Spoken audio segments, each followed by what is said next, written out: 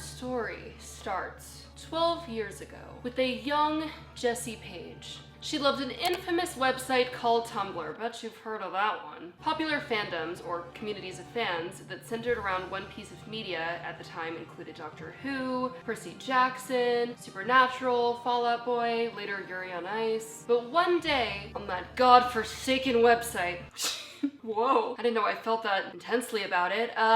She found a fandom for some boys that did not win X Factor. One Direction. And she eventually started a fan account called Niall's BUTTCHEEKS.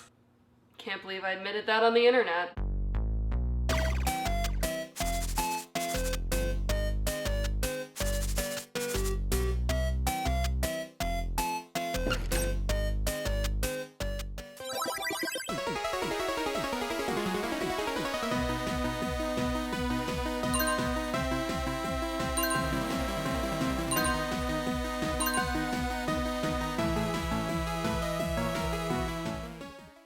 Hello, my people. Hi. Hello. I've noticed that lots of boy groups tend to attract queer women specifically. I've been thinking about making this video for such a long time because I think it's so fascinating. Obviously, not every single person that stands these boy groups is queer. They're marketing from their management, not from them, is so inherently straight, and you're wondering what is attracting these queer women to boy bands. It almost seems like an oxymoron situation.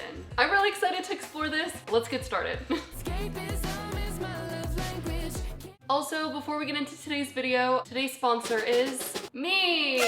Is that sad? No. I worked really hard on a song called I Killed Peter Pan that you can now stream. I will put the music video on the screen. Look at that daddy. Oh, wow.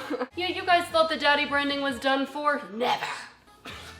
Subscribe if you're new. Like this for the clearest skin and biggest butt cheeks out there. It worked for me. See, I look all cute and innocent, but there's a dump truck back there. Okay.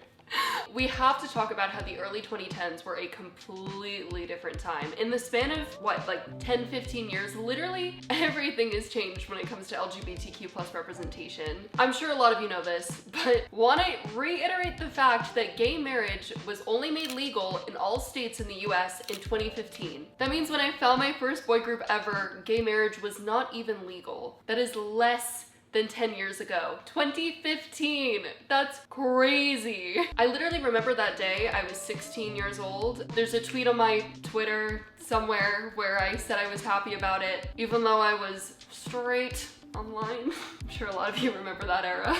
No one in my school even dared being out as gay. Being out as gay in high school, middle school, during my time period. I just made myself sound so old. I'm literally Gen Z. Some of the earliest representation I can think about that we had was Glee or the L Word, and both of them are not necessarily the best representation, if you will. Listen, and I was obsessed with Glee, okay? One of my very first concerts, besides the Wiggles and Fergie, what an interesting assortment of artists, was when I went to the Glee concert. And Taylor Swift, love you Swifties. The L Word was extremely biphobic and their trans representation was a mess. Spreading the idea that lesbians are biphobic and don't want to date bisexuals and don't want their friends that are lesbians to find out they're bisexual, or the fact that, you know, they're transphobic to trans men. It's just like, these weren't really good messages. But at the time, that was the only thing we had, so we took it.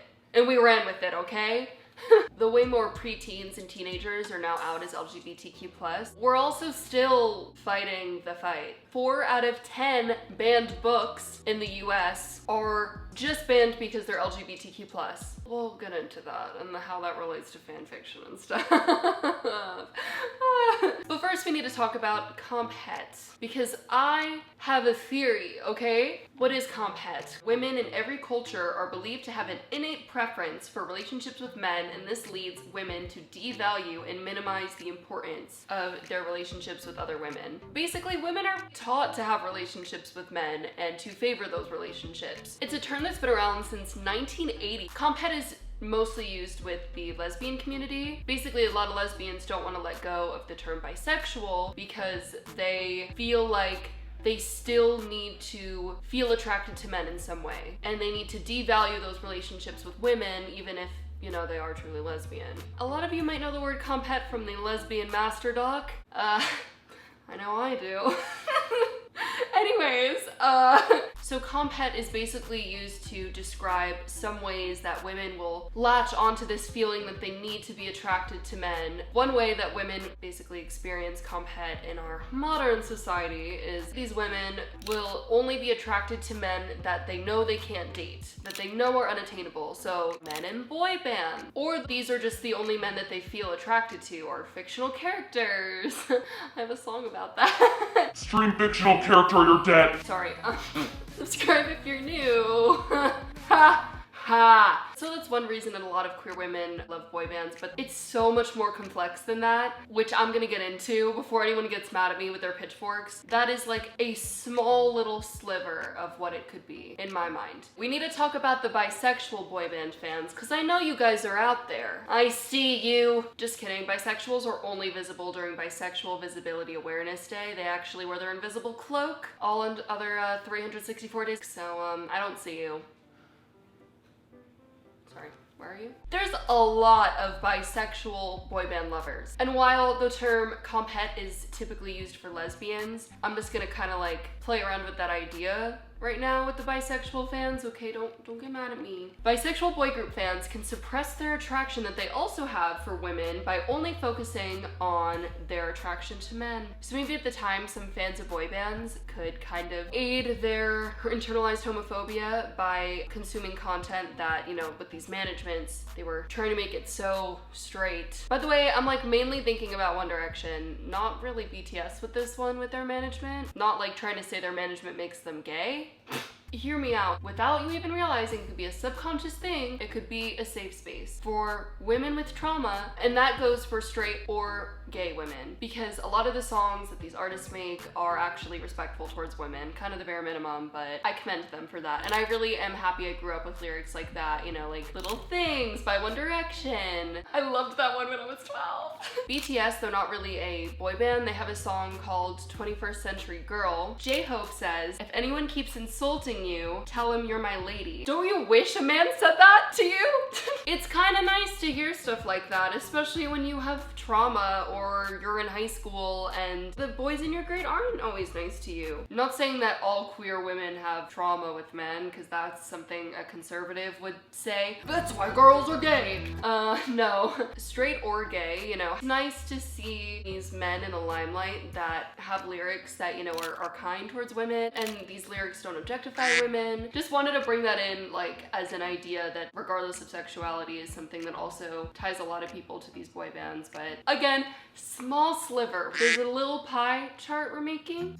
We have to talk about the world of fan fiction. I read it. I read the gay One Direction ones, okay? I haven't read fan fiction since I was 12, but I think about it daily. Before anyone calls me out for that, I was 12. Hear me out. This is a weird perspective, but just listen to me, okay? Fan fiction was some of the only LGBTQ+ media I could access without my parents seeing it, and it was also some of the only LGBTQ+ media that was getting pushed at the time. It wasn't necessarily a genre like it is now. Like, I go to Barnes & Noble and I see like LGBTQ+ books on like a little table with them, and I'm like, this is weird. We did not have this when I was little baby. I actually, the other day, was looking up the best LGBTQ+ books. All the top articles for me were like from the earliest, like 2019. So many of the articles were like 2022, 2023. That's crazy. Obviously, that's not to say that there have been no LGBTQ+ books released before 2019, but I don't think they were being pushed in the same way. And I bet there's so many great pieces of LGBTQ+ fiction, even nonfiction, that just have gone under the radar just because at the time people weren't ready for it. There's probably so many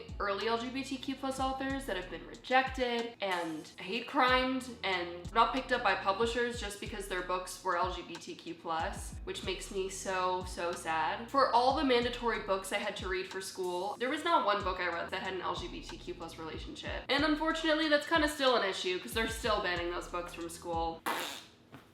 Them, one of my favorite news outlets, said that 4 out of 10 banned books in 2022 are LGBTQ+. 4 out of 10. Keeping all that in mind, the rise of LGBTQ+ fanfiction makes sense. It was so popular. We literally can't forget about the countless LGBTQ+ boy band fanfictions. That was an era. I feel like they set the records for the gay fanfiction. If you were to go on Archive of Our Own, I bet the majority of those gay fanfictions are from the boy bands. Which is so beyond interesting because their managements are pushing these boys as being like your boy crush. You know, they only sang using she, her pronouns. It's so interesting to me. Again, not all the bands I mentioned were like necessarily being pushed by their managements in like a very like straight sense. There's even a whole movie franchise, the After franchise, that's based off of straight fan fiction that was super popular at the time, which is crazy to me. It's also so interesting to see people accuse Harry Styles of queer baiting when he has been kind of like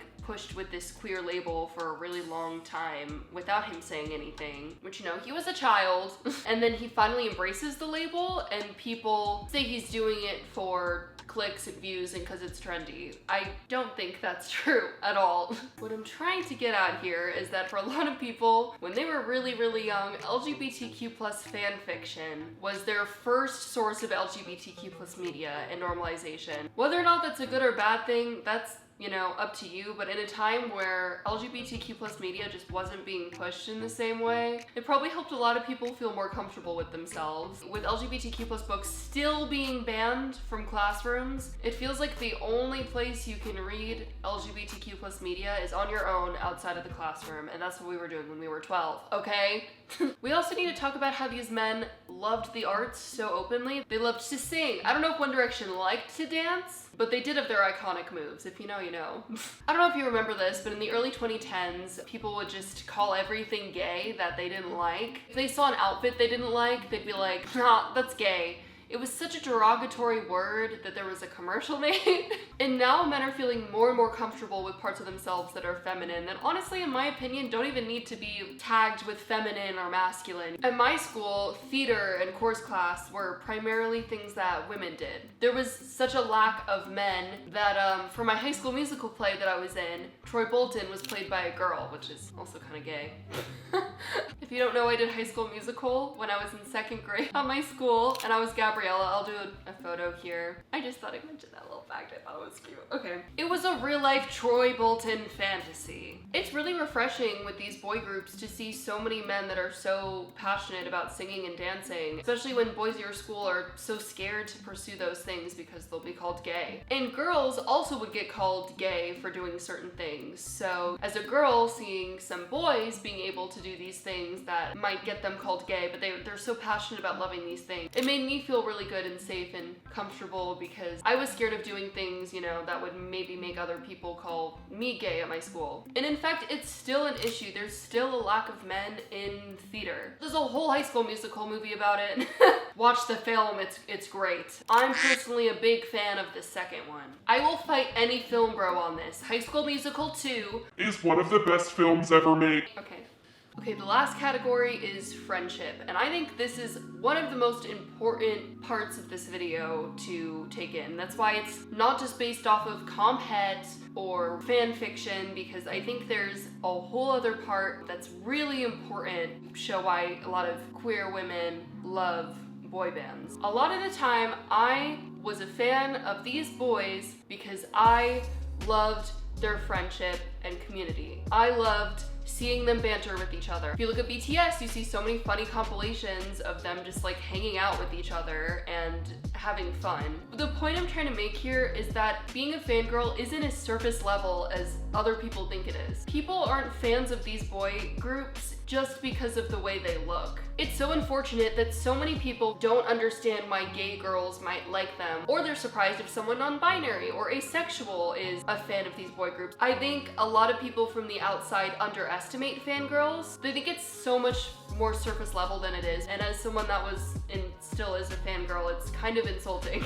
I can list so many reasons people stan boy groups that have nothing to do with sexual attraction or sexuality. These men respect women. They write a lot of songs about respecting women. They're funny and kind with each other. There's like a camaraderie within the group. They build a family with their boy bands. Most importantly, their music. These boy groups are talented and hardworking, and everyone contributes to the band in a different way. And literally all of these reasons that I listed to love these groups have nothing to do with sexuality. I know I just went into a lot of reasons why sexuality might be influenced by boy bands, but I also want to make a really big point that there's so many other reasons to stan boy groups besides your sexuality. So I'm gonna end the video on that note. Before I leave, I have a song for you guys because you all loved Ride a Hog so much. Enjoy.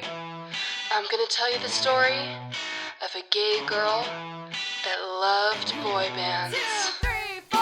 Listen up, I got a story to tell about a 12-year-old girl who was stuck in her shell. They found some boys with gravity-defying hair, led by an old man raking in his share. It took her 7 years to connect the dots when she finally figured out what she wants. A cottage in the woods with a pretty wife, With a vinyl record playing Take Me Home All Night. Sexuality is not in one direction. It's not a phase, girls. It lasts more than 5 seconds. I've got that one thing that no one expects when she looks so perfect in her little black dress. I talk to girls guided by the boys in my ear. I can't help loving boy bands in a way that's clear. Lesbian for Louis. Non-binary for Niall. Homosexual for Harry. And Fruity's how he styles. Bisexual for BTS. Asexual for Ashton. Masks for Michael. And trans for Troy. I've got that one thing that no one expects when she looks so perfect in her little black dress. I talk to girls guided by the boys in my ear. I can't help loving boy bands in a way that's clear. Perfect. Slay. Asexual for Ashton. It was really fun to make. Be sure to like this, it really helps and supports my content a lot. I'm gonna feature your pages on the screen as well as your posts really quick. I love my people. Anyways, I hope you guys enjoy this and comment down below which boy groups you stan. I will see you in the future. Okay.